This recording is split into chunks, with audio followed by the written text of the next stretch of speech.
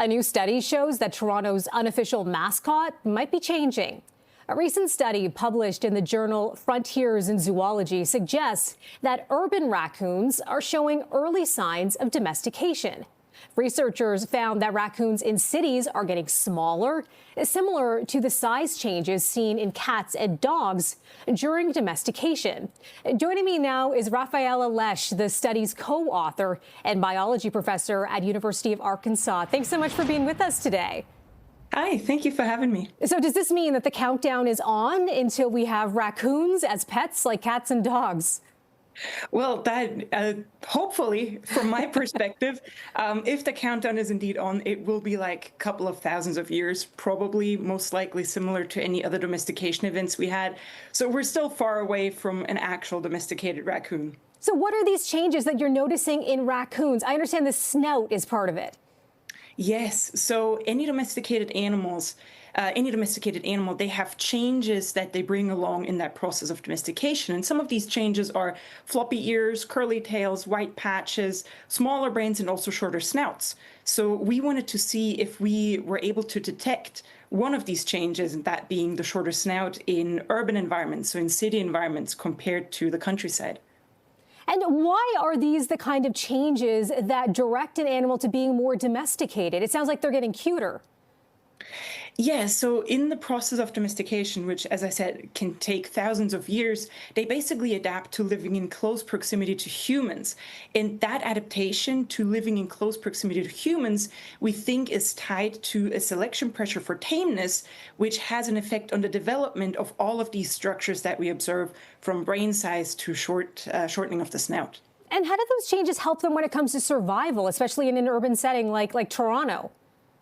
Yeah, so if you think about it, if you live in close proximity to humans, you really have to adapt behaviorally in the first place. So you have to be bold enough to live in that environment close to humans, but you also have to be nice enough, because an aggressive animal in the context of a human settlement or a human city usually has a fairly short lifespan. So that initial selection pressure really is for friendly and tame behavior and tolerant behavior to humans. I'm curious to know how you conducted this survey where you spent lots and lots of time with these raccoons. So we actually used iNaturalist. That's basically a citizen science platform where every person can upload observations that they make in nature, be it raccoons, other animals, plants, and help us scientists work on a massive database so we can have these incredible data sets where we can look at these really big questions. I wonder if you've been getting a lot of attention out of Toronto, because we see a lot of raccoons in our city. As we mentioned off the top, a kind of an unofficial mascot here. Yeah, so Toronto was very excited about this study, which I appreciate, because before I even conducted the study, I got a sticker from a friend from Toronto with 3 raccoons in a trash can. So yeah, Toronto, I might be biased, but I think y'all have the best mascot. Oh, terrific. We like hearing that. Listen, and I wonder if there are any lessons you could share with us about how to live with raccoons, because we are side to side with them here in the city.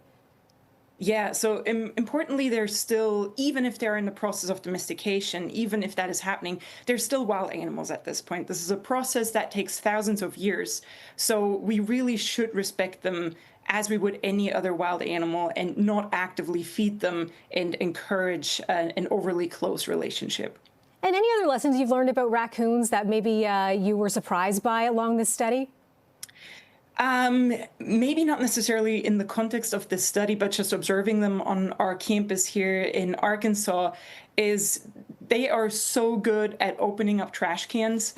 Initially, we thought it was human error that left the trash cans and the dumpsters open at night. And then we caught them on wildlife cameras opening up every single dumpster door they could find. I mean, you got to respect them. They are resourceful and smart creatures. Certainly, we spend an awful lot of time with them, as we mentioned, here in Toronto. So again, thousands of years before we invite them into our homes, right? Yeah.